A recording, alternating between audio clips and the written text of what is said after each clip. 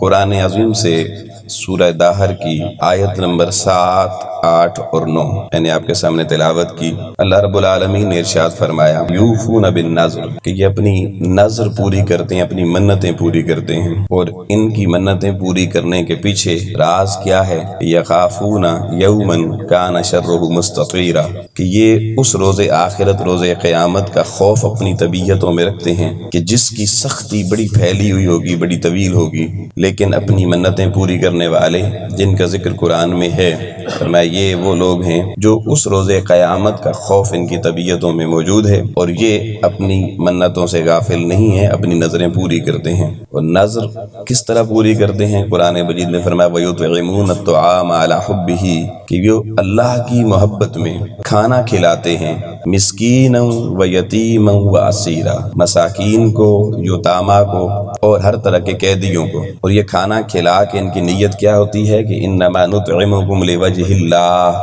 کہ ہم یہ کھانا کسی سے داد وصول کرنے کے لیے نہیں کھلا رہے، ہم یہ کھانا مساکین کو، یتیموں کو، ضرورت مندوں کو، حاجت مندوں کو جو کھلا رہے ہیں، انما نطعمکم لوجہ اللہ، یہ انہیں کہتے ہیں کہ ہم نے تمہیں کھانا صرف اللہ کے مکھڑے کی خاطر کھلایا ہے، اور لا نرید منکم جزاء ولا شکورا۔ اور یہ وہ طبقہ ہے جس کی قرآن نے بات کی، فرمایا یہ وہ لوگ ہیں، وہ نظریں پوری کرنے والے، کھانا کھلانے والے، یہ بندوں کو سب کچھ کھلا کے، سب کچھ لٹا کر بھی یہ کہتے ہیں لا نرید منکم جزاء، ہمیں تم سے کوئی کسی طرح کا بدلہ نہیں چاہیے، ولا شکورا، اور نہ ہم یہ کہتے ہیں تم ہمارا شکریہ ادا کرو، نہ وہ شکریہ کے طالب، نہ وہ جزا کے طالب، نہ وہ کسی اور دنیا داری کے طالب۔ ان کو طلب صرف ایک ہی ہے کہ وہ جو نیکی کرتے ہیں لوجہ اللہ، وہ کہتے ہیں مولا ہماری یہ نیکیاں تیری بارگاہ میں تیری رضا کے لیے اس طرح ہیں کہ ہم یہ نیکیاں کرتے رہیں گے، تو اپنی حجابات اکبر سے پردے اٹھا کر ہمیں اپنی معرفت کا نور عطا فرماتا ہے۔ دوستان محترم، ان آیات کا شان نزول سن لیجئے۔ سیدہ بطول زہرا سلام اللہ علیہ اور مولا علی کرم اللہ وجہ الکریم، آپ کے شہزادے حضرت امام حسن مجتبیٰ علیہ السلام اور حضرت امام حسین علیہ السلام، دونوں شہزادے بیمار ہو گئے، تو آپ کے والدین نے، مولا مشکل کشا نے اور سیدہ بطول زہرا سلام اللہ علیہ نے اللہ کی بارگاہ میں نظر مانی کہ ہمارے بچے ٹھیک ہو جائیں تو ہم ان کے ٹھیک ہونے کی خوشی میں، صحت کی خوشی میں اللہ تیری بارگاہ میں نظر نیاز پیش کریں گے۔ اللہ نے حسنین کریمین کو شفائے کاملہ دی۔ جب بچے شفا یاب ہو گئے تو والدین نے جو اللہ کی بارگاہ میں نظر مانی تھی کہ 3 دن ہم پہلے روزہ رکھیں گے، تو اب انہوں نے کہا جی بچے تو ٹھیک ہو گئے ہیں لہذا ہمیں روزہ رکھنا چاہیے، سحری کا وقت ہوا، سحری کرنی ہے۔ تو سیدہ بطول زہرا نے مولا علی سے کہا کہ گھر میں تو کچھ نہیں ہے، انہوں نے کہا چلیں کوئی نہیں، پانی سے سحری کر لیتے ہیں، روزہ رکھ لیتے ہیں۔ روزہ رکھ لیا، چکی پیسی آٹا بنایا اور افطاری کے وقت اپنی افطاری کے لیے روٹیاں بنائیں، روٹیاں سامنے رکھیں، روزہ مکمل ہو گیا، افطاری کا وقت ہو گیا، اللہ کی بارگاہ میں دعا کی، جیسے ہی بسم اللہ شریف پڑھ کے کھانے لگے دروازے پہ دستک ہوئی، آواز آئی میں بڑا مسکین ہوں، بڑے دور سے آیا ہوں، مجھے کھانے کی طلب ہے، مجھے کھانا دے دیجئے۔ میرے نبی کریم علیہ السلام کی شہزادی نے مولا کائنات اپنے شوہر کو دیکھا، انہوں نے سیدہ بطول زہرا کو دیکھا اور فیصلہ کیا اگر سحری پانی سے ہو سکتی ہے تو افطاری بھی ہو سکتی ہے۔ کھانا اٹھایا اور آنے والے سائل کو دے دیا، سائل کھانا لے کے چلا گیا۔ اگلے دن پھر روزہ رکھا اسی ترتیب سے پانی کے ساتھ، پھر شام کو روٹیاں بنی، پھر جیسے ہی افطاری کا وقت ہوا بسم اللہ شریف پڑھی تو دروازے کو ادھر دستک ہو گئی کہ میں یتیم ہوں، مجھے کھانا چاہیے۔ پھر میرے نبی کی آل نے کھانا اٹھایا اور آنے والے سائل کو دے دیا، کھانا لے کر سائل رخصت ہو گیا۔ تیسرے دن بعین ہی سیم واقعہ پیش آیا، اب نظر کا تیسرا روزہ ہے اور 3 دن کی بھوک ہے، شام کو روٹیاں سامنے رکھیں، دروازے پہ دستک ہوئی، آنے والے نے کہا اسیر ہوں، قیدی تھا، ابھی چھوٹ کر آیا ہوں، رہائی پا کر آیا ہوں، بڑی مشکل میں ہوں، مجھے کھانا چاہیے۔ آؤ لوگو، حسین کے بابا اور حسین کی اماں جان نے روٹیاں پھر اٹھا کر آنے والے سائل کو دے دی۔ اس عالم میں مولا مشکل کشا کرم اللہ وجہ الکریم حضور رحمت عالم نور مجسم شفیع معظم ختم الرسل صلی اللہ علیہ وسلم کی بارگاہ میں حاضر ہوئے۔ امام الانبیاء علیہ السلام نے دیکھا کہ مولا علی کے وجود پہ کچھ کمزوری کے اثرات ہیں، پوچھا ہوا کیا ہے؟ انہوں نے بتایا حضور بچوں کے لیے نظر مانی تھی، بچے صحت روبہ صحت ہو گئے، ہم نے 3 دن سے افطاری کے لیے یہ اہتمام کیا، اور ایسے یتیم مسکین اور اسیر آیا اور ہم نے اپنے اپنے حصے کا کھانا اسے دے دیا۔ آقا علیہ السلام فوراً اٹھے، مولا علی کے ساتھ سیدہ بطول زہرا شہزادی کونین لخت جگر مصطفیٰ کے دروازے پر آئے، اپنی شہزادی کو دیکھا تو حالت نماز میں تھی، مگر جسم میں اثرات نظر آ رہے تھے کمزوری کے۔ امام الانبیاء علیہ السلام نے جب مولا علی کو اور اپنی شہزادی کو اس حال میں دیکھا، اللہ کے حبیب ابھی سوچ رہے تھے کہ آسمانوں کی بلندیوں سے جبریل اتر آیا اور آ کے کہنے لگا سونیا اللہ نے سورہ دہر بھیج دی ہے۔ سورہ دہر نازل ہو گئی، مولا علی کے گھر میں نازل ہو گئی۔ امام الانبیاء علیہ السلام نے پڑھ کے یہ آیتیں تلاوت کی، یوفون بالنذر، کہ اللہ فرما رہا ہے وہ جو اپنی نظر پوری کرتے ہیں، وَيَخَافُونَ يَوْمًا كَانَ شَرُّهُ مُسْتَطِيرًا، قیامت کا ان کی طبیعتوں میں خوف ایسا ہے جس کی سختی بڑی پھیلی ہوئی ہوگی، اور وہ کرتے کیا ہیں؟ وہ اپنی نظر پوری کر کے وہ جو کھانا بناتے ہیں، يُطْعِمُونَ الطَّعَامَ عَلَىٰ حُبِّهِ مِسْكِينًا وَيَتِيمًا وَأَسِيرًا۔ ارے وہ تینوں دن جو دروازے پر آنے والے صدا لگانے والے تھے، وہی ترتیب تینوں دنوں والی قرآن نے رکھی کہ مسکین یتیم اور قیدی دروازے پر آتا ہے، اسے وہ کھانا دے دیتے ہیں، مگر وہ کھانا دیتے اس لیے نہیں ہیں کہ بندے مشکل میں کام آئیں گے، ہم کل ان سے اپنا کوئی غرض نکال لیں گے، انما نطعمکم لوجہ اللہ، ان کا وہ کھانا فقط اللہ کے مکھڑے اور اللہ کی رضا کے لیے تھا، اور وہ بندوں سے کسی طرح کی جزا اور شکرانے کے طلبگار، یہ آل مصطفیٰ کسی گھرانے سے بھی جزا کے طلبگار نہیں ہوتے۔ آؤ لوگو، میرے محبوب نے آیتیں سنا کے پوچھا علی تمہیں معلوم ہے تمہارے دروازے پہ آنے والا وہ یتیم کون تھا، وہ مسکین کون تھا، وہ قیدی کون تھا؟ آقا بیان فرمائیے وہ کون تھے؟ فرمایا وہ ان محلوں سے، اس حجاز کی سرزمین سے آنے والے یتیم نہ تھے، آنے والا قیدی نہ تھا، آنے والا مسکین نہ تھا۔ تو یا رسول اللہ یہ آنے والے سائل کون تھے؟ فرمایا یہ اللہ کے عرش سے آنے والے فرشتے تھے، یہ فرشتے تھے۔ ایک دن فرشتہ سیدہ کے دروازے پر لوگوں مسکین بن کر آیا، دوسرے دن فرشتہ یتیم بن کر آیا، تیسرے دن فرشتہ اسیر بن کے آیا۔ آؤ لوگوں، میں پوچھتا ہوں کہ فرشتوں کو کیا کھانے کی حاجت ہوتی ہے؟ روٹیوں کی حاجت ہوتی ہے؟ ساری کائنات سے جواب آتا ہے نہیں، فرشتے کھانے پینے کے محتاج نہیں ہیں۔ تو سوال یہ پیدا ہوا آل مصطفیٰ کے دروازے پر 3 دن فرشتے روٹیاں مانگنے سائل بن کر، یتیم بن کر، بھکاری بن کر کیوں آئے؟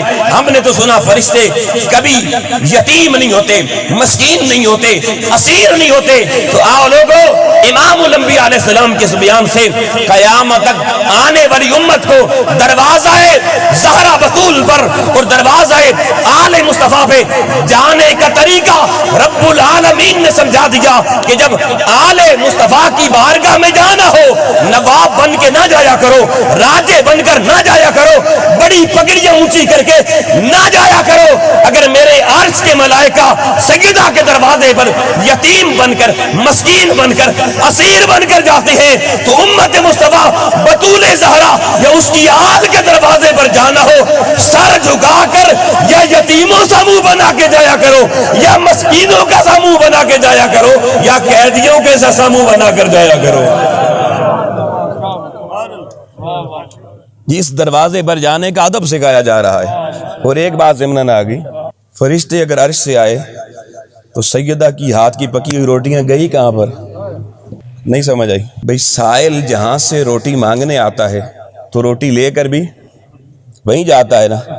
اب فرشتے آئے عرش سے تو روٹیاں کہاں پہنچی؟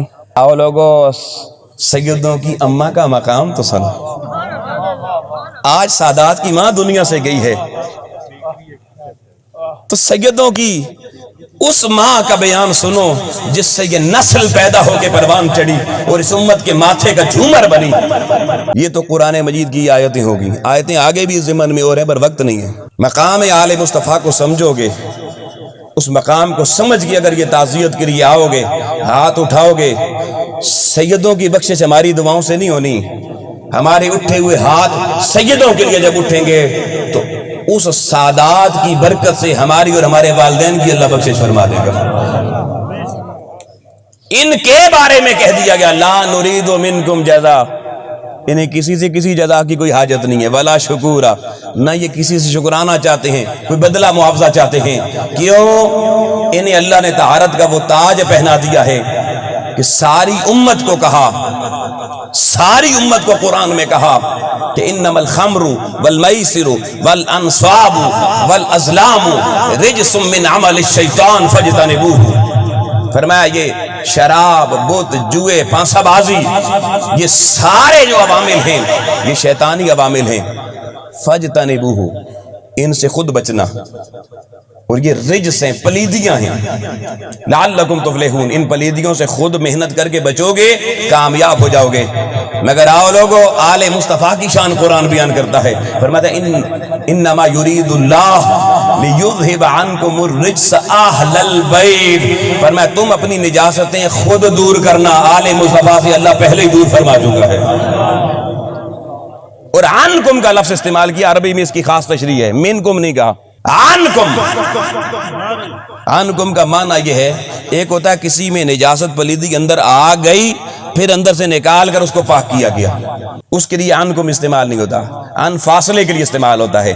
اللہ فرماتا ہے پلیدی آل مصطفیٰ کے دروازے تک آ ہی نہیں سکتی، ان کے وجودوں تک آ ہی نہیں سکتی، یہ پلیدی تو دور تھی، آل دور تھی، ہم نے دور سے بھی ہٹا کر ان کی نسلوں کے قریب آنے سے بھی اس پلیدی کو ہمیشہ کے لیے روک دیا ہے۔ ان کو تو ان کی طہارت کا اعلان تو آل مصطفیٰ کا قرآن میں اللہ نے خود کر دیا، اور باقی ساری امت کو کہہ دیا نعرے جو مرضی لگاؤ مگر اپنی پلیدیوں سے پاکی کی محنت تم خود کرنا، آل کی طرف انگلی نہ اٹھانا۔ اور ہمیں کیا کرنا ہے؟ اس ضمن میں ایک حدیث سن لیجیے۔ حضور نبی کریم علیہ السلام نے صحابہ کی بڑی مجلس میں اعلان کیا، فرمایا کہ میری امت پہ ایک وقت آئے گا یحبون خمسا وینسون خمسا۔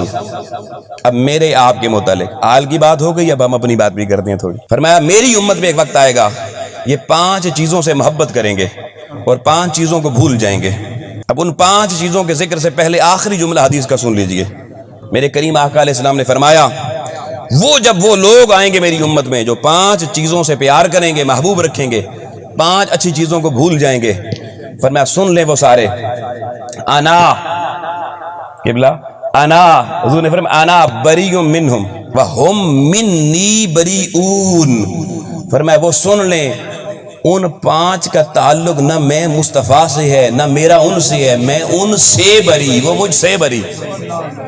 آج بڑوں کو دعویٰ ہے ہم بڑے عاشق رسول ہیں، میں حدیث پڑھ کے سنانے جا رہا ہوں، آج معیار اور کسوٹی دے کے جا رہا ہوں، پیمانہ دے کے جا رہا ہوں، اس پہ پرکھنا انشاءاللہ پتہ چل جائے گا کون حضور کی آل کے پلڑے میں کھڑا ہے، حضور کی اپنی ذات والے محبت والے پلڑے میں کھڑا ہے، اور کون دور سے دیکھ دیکھ کے صرف نعرے لگا رہا ہے۔ یحبون خمسا وینسون خمسا، 5 چیزوں سے محبت کرنے لگ جائیں گے، 5 چیزوں کو بھول جائیں گے۔ پہلی چیز امام الانبیاء علیہ السلام نے فرمایا یحبون الدنیا وینسون الاخرى، فرمایا پہلی چیز کہ میری امت میں وہ دور آئے گا کہ یہ لوگ میری امت کے کلمہ پڑھنے والے یہ دنیا سے محبت کریں گے اور آخرت کو بھول جائیں گے۔ میں بڑی شارٹ بات کر کے آگے بڑھ رہا ہوں۔ دوستان محترم، آپ اور میں انالیسس کریں روزانہ کتنا وقت دنیا کمانے کے لیے، دنیا اکٹھی کرنے کے لیے، دنیا میں ترقی پانے کے لیے، دنیا بچانے کے لیے کتنا وقت گزرتا ہے، اور جس نیت سے جس ارادے سے دنیا کمانے کے لیے ہائے یہ بھی آ جائے یہ بھی آ جائے، کتنی دیر ہمیں اپنی آخرت کی نعمتیں پانے کی فکر ہے، کتنی دیر ہم اپنی جھولی اللہ کی بارگاہ میں پھیلاتے ہیں حسن نیت کے ساتھ کہ ہمیں آخرت کی فلاں نعمت اللہ دے دے۔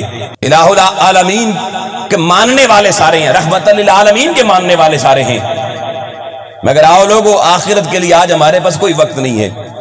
صبح سے لے کے رات تک ہر بندہ دنیا داری میں کمانے میں پڑا ہوا ہے، دنیا کی ٹینشن، دنیا کی فکر، دنیا کی اتنی ٹینشن بلڈ پریشر بڑھ گیا، اتنی ٹینشن کہ شوگر بڑھ گئی، کئی وسائل دنیا کے پیدا ہو چکے ہیں، مگر آخرت ہمارے کھاتے میں دور دور تک نہیں ہے. اور میں نے آج تک کوئی ایسے والدین اللہ ماشاءاللہ نہیں دیکھے جنہوں نے اپنے جوان بچوں بچیوں کو بٹھایا ہو, گھر والی کو بٹھایا ہو اور کہا ہو کہ میں پورا دن دفتر میں تمہاری دنیا کے لیے کیا رہا, اب میرے پاس بیٹھو ذرا تھوڑا آخرت کی بات چیت کرتے ہیں. اور آخرت کی جن کی فکر ہوتی ہے, دو کام ان کی زندگی میں پرائرٹیز میں سب سے اوپر ہوتے ہیں. ایک حقوق اللہ کی بجاوری میں وہ تاخیر نہیں کرتے. آبادی کتنی ہے مسجدوں میں دیکھنا کتنی ہوتی ہے.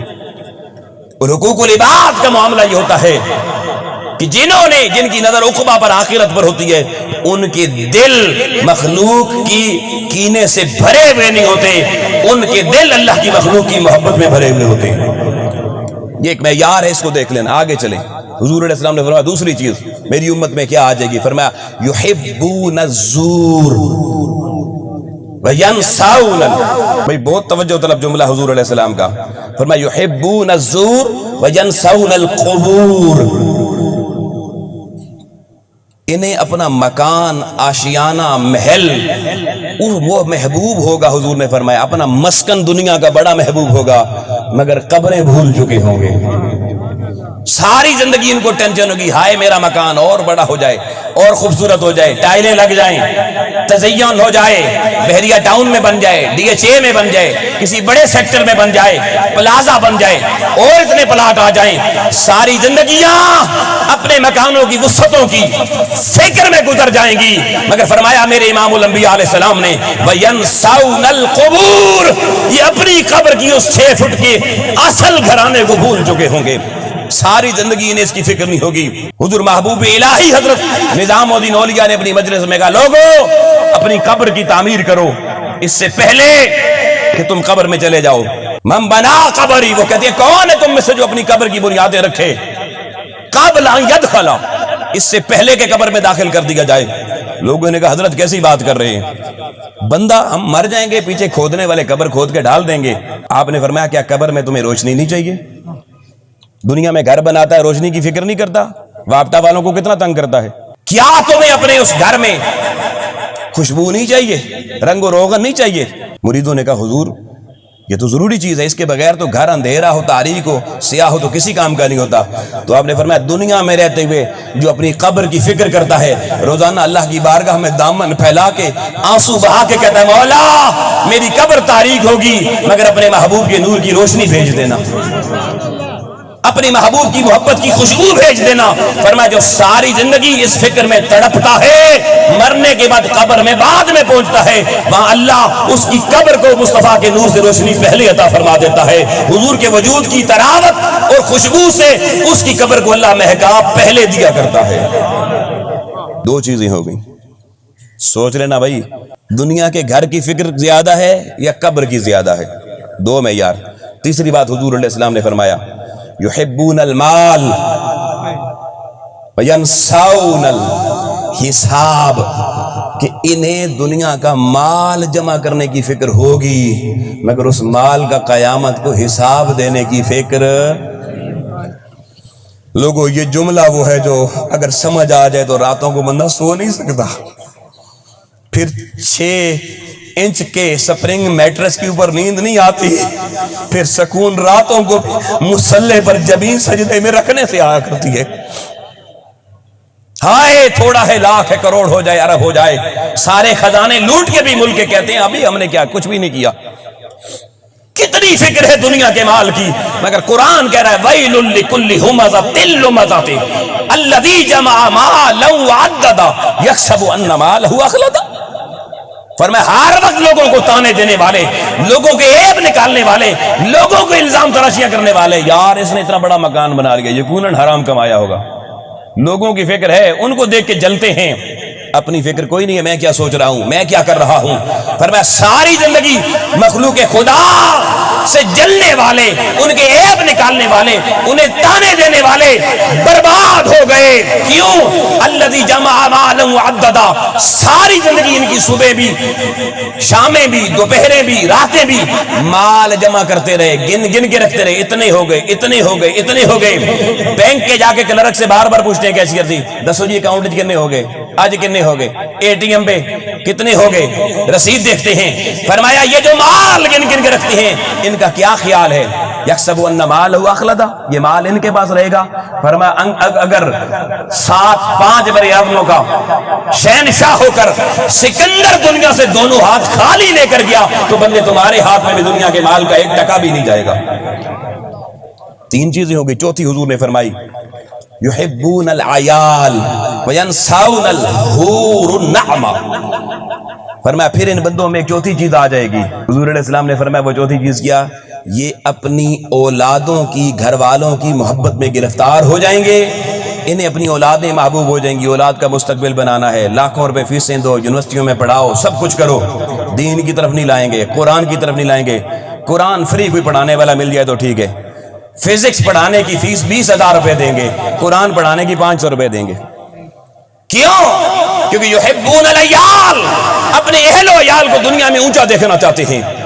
مگر فرمایا ان کو کیا پتہ دنیا کی اولادیں پتہ نہیں بعد میں دعا بھی کریں گے یا نہیں کریں گی۔ فرمایا ینسون الحور النعمہ، فرمایا ان کے لیے ان کو کیا پتا تھا، ادھر دل لگانے کی بجائے نسلوں کو دنیا کی آگ میں جھونکنے کی بجائے اگر اللہ کے حریم ناز کی طرف متوجہ کیا ہوتا، آخرت کی طرف متوجہ کیا ہوا تو آخرت میں میں نے حوریں بھی ان کے لیے بنائی ہیں، ساری جنت کی نعمتیں بھی ان کے لیے بنائی ہیں، جن کو یہ بھول چکے ہیں۔ اور آخری جملہ میرے محبوب نے بولا، فرمایا یحبون النفس وینسون اللہ ورسولہ، فرمایا اپنے نفس کی محبت میں اتنے گرفتار ہو جائیں گے، اپنی میں کی محبت میں اتنے آگے چلے جائیں گے کہ اگر مقابلے میں کوئی اللہ کی بات کرے کہیں گے چپ چپ رہنے دے، کوئی رسول کی بات کرے پتہ تو مولوی بڑھ گے۔ اپنے نفس کی محبت میں اللہ رسول کی بات بھی سن کے توجہ سے اس کی حضوری میں جھکنے والا ان کا سلسلہ ختم ہو جائے گا۔ فرمایا جب اس سطح پر چلے جائیں گے یہ 5 چیزیں میرے جس امتی میں آ جائیں گی، اور وہ 5 چیزیں جو بھول جائے گا، حضور نے فرمایا انا بری منہم، سن لے میں ان سے بری، وہ مجھ سے بری۔ فرمایا بھلے وہ ساری زندگی بیٹھ کے نعرے لگاتے رہیں اونچے اونچے، آقا نے فرمایا میرے امتی نہیں ہیں، میں ان کا نبی نہیں ہوں، بتاؤ فیصلہ ہمارے کہنے سے ہوگا یا مصطفیٰ کے کہنے سے ہوگا؟ بس بات ختم کر رہا ہوں دوستان محترم، سننا۔ ایک بنو امیہ کا بادشاہ تھا سلیمان بن عبد الملک، وہ مدینے میں آیا نا تو اس نے اہل مدینہ کو کہا بھائی سارے میری زیارت کے لیے آؤ، میری ملاقات کے لیے آؤ، یہ نہیں کہا حضور کے روزے کی زیارت کے لیے آؤ۔ لوگ آنا شروع ہو گئے۔ اس نے پوچھا یار مدینے میں کوئی تابعی حضور کا ہے؟ انہوں نے کہا جی ایک تابعی ہیں، وہ بھی کسی اور علاقے میں رہتے ہیں، آج کل مدینہ میں آئے ہوئے ہیں، ادھر ہی قریب مسکن پذیر ہیں۔ پوچھا نام کیا؟ انہوں نے کہا حضرت ابو حازم رضی اللہ تعالیٰ عنہ۔ کہا انہیں بلاؤ میرے سے ملاقات کے لیے۔ حضرت ابو حازم کو پیغام ملا، وہ آ گئے سلیمان بن عبد الملک کے پاس۔ جیسے ہی پہنچے نا اس کے دربار میں، اس نے کہا ابو حازم تابعی تو ہے مگر ہے بڑا بے وفا، ہے بے وفا۔ حضرت ابو حازم کہنے لگے بادشاہ سلامت، میں بے وفا نہیں ہوں۔ پوچھا بھئی ہم سے ملنے نہیں آئے، ساری دنیا آئی؟ کہا ہماری دوستی کب تھی جو بے وفائی میں بدل گئی؟ بے وفائی تو تب ہوتی ہے جب پہلے دوستی ہو، نہ ملاقات، نہ تعلق، نہ یاری، نہ دوستی، تو بے وفائی کس بات کی؟ اس نے دیکھا بھئی نبی کا صحابی کو دیکھا ہوا تابعی ہے، سمجھدار ہے، اس نے سوال بدل دیا۔ اس نے کہا اچھا ابو حازم یہ بتاؤ کہ ہمیں آج کل ایک پریشانی لگی ہوئی ہے، قبر کا سوچ کر اور حشر کا سوچ کے بڑا ڈر لگتا ہے، اس کی وجہ کیا ہے؟ آؤ لوگو، سادات کرام کی دعوت پر آنے والوں اس جملے کو سننا، تابعی رسول کے جملے کو سننا۔ بادشاہ کہہ رہا ہے ہمیں آخرت سے ڈر لگتا ہے، ہمیں قبر سے ڈر لگتا ہے، وجہ کیا ہے؟ میرے نبی کے تابعی نے بادشاہ وقت کی آنکھوں میں آنکھیں ڈال کے کہا بادشاہ سلامت، آپ کو دنیا محبوب ہے، دنیا چمکانے کی فکر ہے، دنیا بنانے کی فکر ہے، جو چیز بنا لی جائے، تزین کر دی جائے، اس سے محبت ہو جاتی ہے، اس میں دل لگتا ہے، اور ویرانوں میں کبھی دل نہیں لگتا۔ آپ نے قبر ویران کر رکھی ہے، آپ نے اپنا حشر ویران کر چکا ہے۔ بڑا طاقتور پہلوان بھی ہو، اسے کہیں رات کو ویرانے میں چلا جا، اسے بھی ڈر لگتا ہے۔ فرمایا جب قبریں ویران ہوگی، تمہارا محشر ویران ہوگا، تو تمہیں ویرانوں سے ڈر لگے گا۔ جس نے ابو حازم کا جملہ سننا، فرمایا بادشاہ سن لے، جس نے اپنی قبر کی تعمیر پہ توجہ دی، جس نے اپنی آخرت کی تعمیر پہ توجہ دی، اسے پھر دنیا سے تو ڈر لگ سکتا ہے لیکن قبر سے ڈر دور ہو جائے گا، محشر کا ڈر دور ہو جائے گا، پھر کیوں اس کی قبر بھی گلزار ہوگی، اس کی محشر میں بھی عرش کا سایہ ہوگا۔ ہم میں سے بھی کوئی مرنا چاہتا ہے؟ کوئی مرنا کوئی نہیں چاہتا جی۔ حضرت عمر رضی اللہ تعالیٰ عنہ جا رہے نا، گلی میں ایک بندہ آگے سے آ رہا، اس بندے نے حضرت عمر کو سلام کیا، آپ نے جواب دیا، اس کو روک لیا، کہا وہ بتا تیرا حال کیا ہے؟ اس نے کہا حضور حال اپنا یہ ہے کہ فتنے سے محبت کرتا ہوں، حق کو ناپسند کرتا ہوں، اور اس کی شہادت دیتا ہوں جس کو دیکھا ہی نہیں ہوتا۔ حضرت عمر کو غصہ آ گیا، انہوں نے کہا اچھا، حق کو ناپسند کرتا ہے، فتنے کو پسند کرتا ہے، اور گواہی اس کی دیتا ہے جس کو دیکھا نہیں ہے۔ آپ نے سپاہیوں کو ایسے گرفتار کر کے جیل میں ڈال دو۔ سپاہی ہتھکڑیاں لگانے لگے، آگے گلی سے مولا مشکل کشا آ گئے، مولا علی آگے، حسین کے بابا آ گئے، جن کے بارے میں رسول اللہ نے فرمایا تھا اقضاہم علی ابن ابی طالب، میری امت میں سب سے بہتر فیصلہ کرنے والا میرا علی ہے۔ حضرت علی نے کہا عمر بھائی کیوں بندے کو ہتھکڑیاں لگوا دیں؟ سارا واقعہ سنا آپ نے، کہا اس نے تو سچ کہا ہے، اس نے سچ کہا ہے۔ کہا کیسے علی اس نے سچ کہا ہے؟ انہوں نے کہا دیکھیں قرآن میں لکھا ہوا ہے انما اموالکم واولادکم فتنہ، کہ مال اور اولاد یہ فتنہ ہے، آزمائش ہے۔ اس نے قرآن کی روح سے جواب دیا، ہر بندے کو اولاد اچھی لگتی ہے، مال اچھا لگتا ہے۔ اس نے کہا میں فتنے کو پسند کرتا ہوں۔ غلط تو نہیں کہا اس نے، قرآن بھی یہی بات کہہ رہا ہے۔ کہا تو دوسری بات، کہا اس نے کہا حق کو ناپسند کرتا ہوں۔ فرمایا الموت حق، میرے نبی نے فرمایا موت حق ہے مگر مرنا کوئی بھی نہیں چاہتا، ناپسند سارے کرتے ہیں۔ اللہ بھلے وینٹیلیٹر پہ بھی وہ دعائیں جاری ہوتے ہیں، مولوی صاحب دعا کرو نا، مرنا کون چاہتا ہے؟ فرمایا یہ بھی مصطفیٰ کے فرمان کے مطابق اس نے بات کی ہے۔ اور تیسرا اس نے کہا اس کی گواہی دیتی ہوں جس کو دیکھا نہیں۔ فرمایا یہ صحابی نہیں، میرے نبی کا تابعی ہے، اس نے حضور کو دیکھا تو نہیں ہے مگر محبوب خدا کی زلفوں کی قسم ہمیشہ ان کی گواہیاں لیتا رہتا ہے۔ اس وقت فاروق اعظم نے سینے پر ہاتھ رکھا، علی پیدا کرنے والے کی قسم اگر آج علی نہ ہوتا تو عمر ہلاک ہو گیا ہوتا۔ لوگ حضرت فاروق اعظم کو تو مقام آل مصطفیٰ سمجھ میں آ گیا، 14ویں صدی کے ملا کو سمجھ نہ آیا۔ کبھی مولا علی پہ اعتراض کرتا ہے، کبھی بطول زہرا پہ اعتراض کرتا ہے، کبھی حسنین پہ اعتراض کرتا ہے۔ نادانو حیا کرو، نجات کائنات کی کسی کشتی میں بیٹھنے میں نہیں، بطول زہرا کی آل کی کشتی میں بیٹھنے سے ملے گی۔